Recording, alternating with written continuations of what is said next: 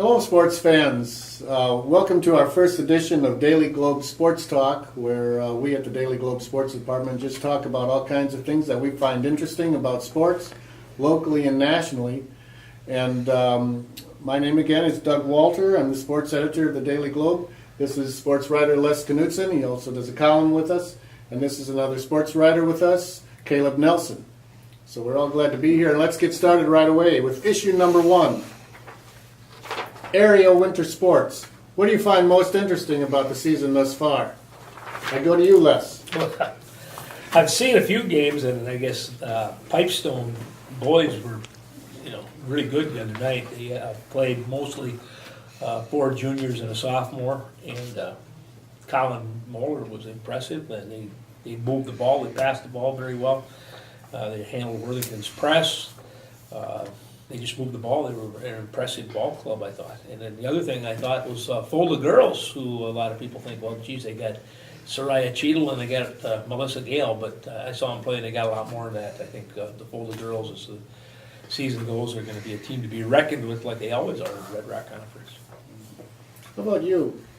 I've been very impressed just with the numbers that I've been seeing. I haven't gotten to see a lot of games, but I've been super impressed with the numbers of Moeller, of Pipestone area, John Harmoning over at JCC, and lots of other impressive numbers. Really big small school game last week with Southwest Christian in Mountain Lake area. So Mountain Lake gets the win there, and kind of, what that means, we'll see, but big game there. So lots of good basketball so far. Yeah, this Pipestone team, can they surprise some people? Was this a surprise that they beat Worthington the way they did? Yeah, it probably was, but they are 5-2, I think. And last year they didn't win very many games, but they were really young, and most of these guys are back. They've got some experience behind them. They're quite athletic, and like I say, they passed the ball well. I don't know. They had about 25 assists in that ball game, and that was an impressive thing for me to see. I see Tracy Milroy took them to a 1-point game the next night. So I think there's a lot of parity around the conferences. I think obviously Mountain Lake and Southwest Christian are kind of the cream of the crop in the Red Rock, and Marshall is unbelievably tough in the Southwest. The other team that we haven't seen there kind of about our area though is Redwood Valley. And we get a little connection there because Marcus Okeson coached Ellsworth for many years. And some people thought, Okeson, he had a lot of talent at Ellsworth, but he's gone to Redwood Valley, and he wins games with nobody over 6 foot. They really play a good team defense up there at Redwood Valley, and I think. Yeah, Redwood and Pipestone sit at 3-1 in the conference, and then you can't forget about the Siouxland Conference down in Iowa. They're pretty loaded too. A lot of good teams down to Siouxland. Yeah. Oh man, I was down there a few years ago, and the people there are, that's the premier conference in the country. If you talk to people from If you're from Iowa, your team would like it. Yeah. Well, it's going to be interesting with I just talked to the MLA Mountain Lake area coach Sean Noss today. In fact, I was asking him whether he thought this game was a huge game from a standpoint of going forward. And basically, he said that they just had a great game, and Southwest Christian was just had an off game with their shooting. They were, I think, 4 of 22 or something from 3-point range. That's not going to happen too often. You're going to hear from Southwest Christian again before the year is out. One thing I think is going to be interesting in this area is boys hockey. Hockey in general. This is not a big hotbed for hockey, but Laverne is getting off to another great start. They're 10-0 for the Laverne boys. I'd love to see them actually make some hay in the state somehow. Could they get to state? I don't know if that's possible, but I'd love to see a hockey team from this area really break through the barrier and do something at the state level. Well, I know I've talked to both of our coaches, Doug, and for the boys and for the girls. I believe the girls are off to an undefeated start as well, and both coaches, I think, they really want to do well, and both have goals of making it to state possibly. And let's face it, they're not getting a lot of competition from the immediate area, so we'll see what they can do outside this area. Time will tell. Okay, issue number 2, Daily Globe Trojan Holiday Classic. Who will win this year? Caleb, what do you think about that? I think Perham has to be the favorite. Doug, you talked to Perham's coach a while back. You probably have a fairly good idea of what they have, but Worthington won it last year, I think, in double overtime, I believe. Double overtime over Perham. Okay, yeah, so Perham off to a 6-2 start here this season. They've got 3 guys that are really putting up big numbers, coming off of a loss, 1-point loss in Battle Lake here recently. We'll see how they respond. Worthington faces Perham in the first round this year rather than in the proverbial championship game. So they're not going to meet each other in the finals. It's going to be pretty interesting. Perham ranked number 1 to start the year. They've lost a couple of games, so they're not number 1 anymore. But they have a fast-breaking team. They like to play up-tempo offense, just like Worthington Just like does. the Trojans, yeah. It'll be interesting to see how Worthington responds. Personally, I've been a little bit disappointed so far at Worthington's start. But I think there's a long way to go, and they're running a new system. They got a new coach. I think they're going to get it together at one point, and I do too. we'll see if they, put it all together in the tournament. I know they're going to try. They're the defending champions. Les, I'll give you the final word on this. Well, it's a great tournament. The best thing about it is it's a tournament, but it's not a season-ending tournament. You know, once the tournament's over, they still got 15, 16 games to go, so it's not like they're end of the, when you lose and you finish. So it's a good tournament. Mankato West wouldn't count them out. I think they're maybe not as good as they've been sometimes, but they've certainly had great teams in the past, and they'll come in here and show us a lot of things. Sibley East, I think, has improved from a year ago. Worthington can score points. They got a lot of good ball players that get up and down the floor, push the tempo. But Perham's defense, I think, is, if you had to pick out one thing that was outstanding among all 4 of the teams in here, I would go with Perham's team defense as being a real key. Plus, they execute so well on offense. A few years ago, they ran these backdoor cuts against Worthington's defense, which was very, very good. But Perham seemed to know how to counter that pretty well. So it'll be an interesting tournament. It's a fun time of the year, so we're kind of looking forward to that. Les, you got the final word. Who will win the tournament? Well, the team that wins 2 games. Okay, there you go. There you have it. All right. It's as easy as that. The next topic, and this is an important one for me, I might blow a gasket here with this one. Home plate collisions in Major League Baseball. Wise? Caleb, you start on this one. I don't have a whole lot to say, but I'm going to say no. Being probably a bigger football fan, honestly, than baseball, I just think that, a lot of the targeting calls that football has had have been frustrating to watch. I realize we got to keep players safe. That's important, but at the same time, they signed up for it. They went out for the sport. That's their living, and I don't know. I think that baseball is kind of the same way. So you're not politically correct.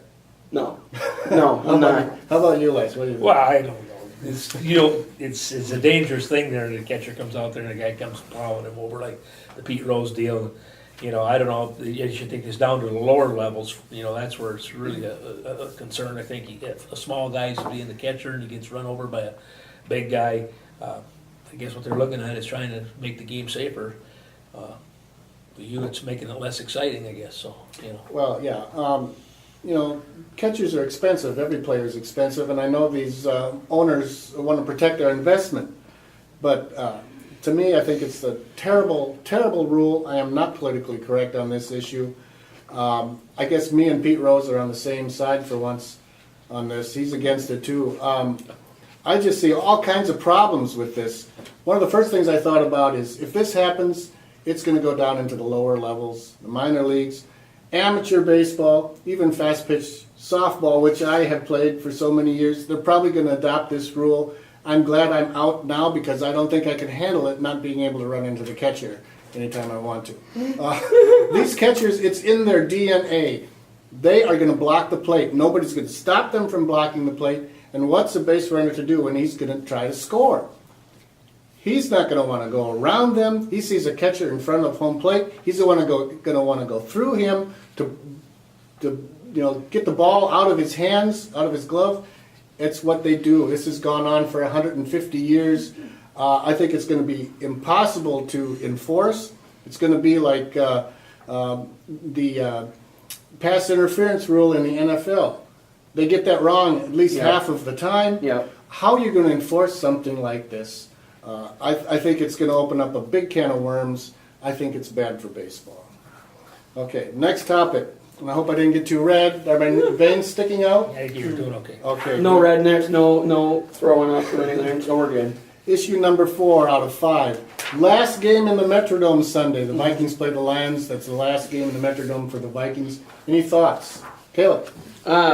Being a NFC North fan, I guess, and kind of a Packers fan here, I'll be honest, they haven't done real well in the Dome. I believe since 1992 they're 8-13 there, and it's a special place for a lot of people. I can definitely understand that, and but I think it'll be great for the Vikings faithful to get a new stadium and update things a little bit. The university got to get their pretty awesome stadium here recently, and high school playoffs, they'll get to move there temporarily while they build this new stadium for the Vikings. But as a Packers fan, I don't know that I'll be sad to see the Metrodome go. It was a dull, dreary Yeah. place. Yeah. When it was built, everybody loved it, but the only good thing about the Dome for me is when, driving up from southwest Minnesota or northwest Iowa, where I used to live, I always knew that there was going to be a baseball game in the Dome. Mm-hmm. It wasn't going to get rained out. But it's not a fun place. It was, people loved it at first, but, people love outdoor baseball, outdoor sporting events, even in Minnesota, maybe especially Minnesota, because we, are under bad weather so much of the time. I'm not really sorry to see it go. What do you think, Les? Well, some of Minnesota's happiest sports memories happen at the Metrodome. Some great sports. The '87 World Championship. Game 6 when Herbert hit that grand slam, and you knew that they were going to win Game 6, and it was going to be a Game 7. That's a lasting memory. How loud that place was, and same thing. They did it again in '91, and unfortunately they never got back there again. And now they're outside, and the baseball probably the Metrodome wasn't the greatest, but like you say, you got to see a game if you went up there, not rained out. And football-wise, I think the Metrodome was a good place. I never saw a Viking game there ever. I saw a number of Gopher games at the Metrodome. And, I think the Metrodome's been bashed an awful lot. And I think it was a better place that served its purpose for a long time here in Minnesota. And, I think I kind of wish I could go on Sunday and see the Vikings whip the Lions. But, And I'm sure they will. It was a great home field advantage for the Vikings, and especially, I think, the Twins. I think so. If only for the fact that it was so weird, the other teams that didn't play in there every day couldn't get used to it. So Right, a lot of high school teams, played baseball games in there. At odd times, too, you might have a game at 2 o'clock in the morning, just to get in there and play. So, it was quite a place. We'll see how I don't buy into the idea that these new stadiums will bring better teams. That hasn't happened yet for the teams up this way. right.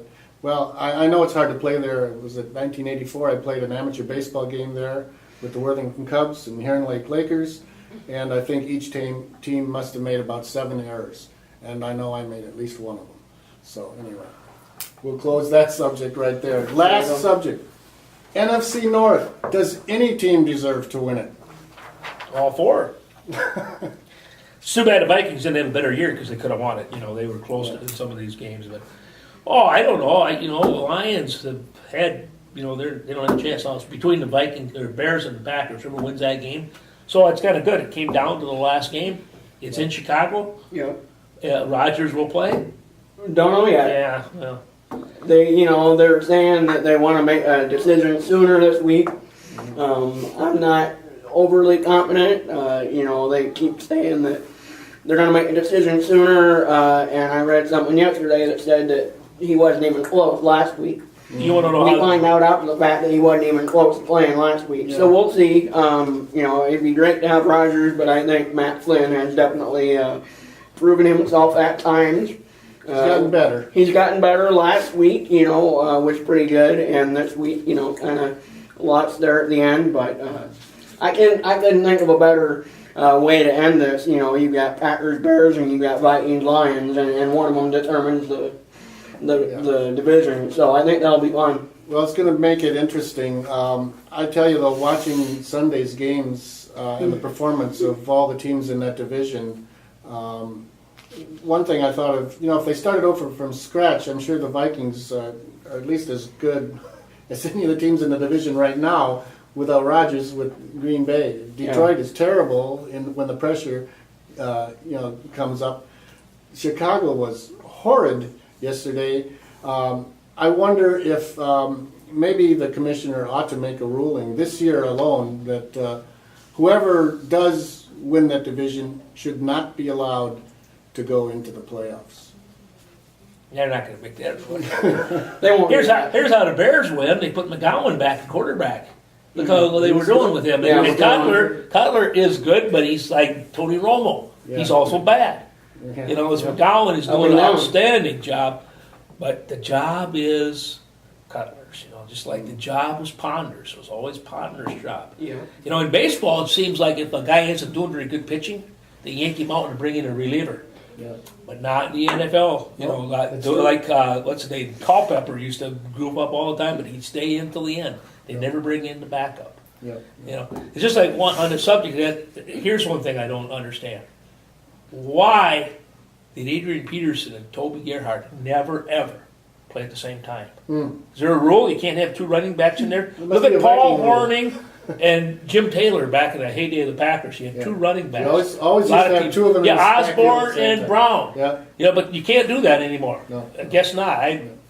I think I'm at a loss for it. Probably I am not the smart passing- enough to the understand it. passing Yeah, but rules now, certainly, but yes, at some time you could run them both in there together Right. at the same time, fake the one and give the other. Yeah. But you always know Yeah. who's going to get it. It's Yeah. either Peterson or if he has to sit down, then Gerhardt takes his place. Yeah. But they couldn't play at the same time. I tell you, as a cameraman, No, I don't get it. as a cameraman, when you got two running backs in the backfield and a quarterback, and you don't know who has the ball because they're running so many fakes, that's Yeah. really hard to take pictures of, but it works. Yeah. And that's so much fun to watch, all that deception. That's and right. The JCC Huskies do a little bit of that, A little bit. Yeah, see, Yeah. Pretty good at it, too. maybe Tom Schuler should go up there and coach the Vikings. Oh, Tom would want the Lions. Yeah, he would want the Lions, and we need Tom Schuler coaching the Lions. I'm telling you right now. I think The Vikings a lot of probably need a teams new need coach Tom too. Schuler. So A lot of teams need Tom Schuler. So send your resumes in, folks. There are at least 2 jobs in the NFL that should be open within another week. Anyway, I think that's going to about do it for us. Thanks for listening, everybody. Bye-bye.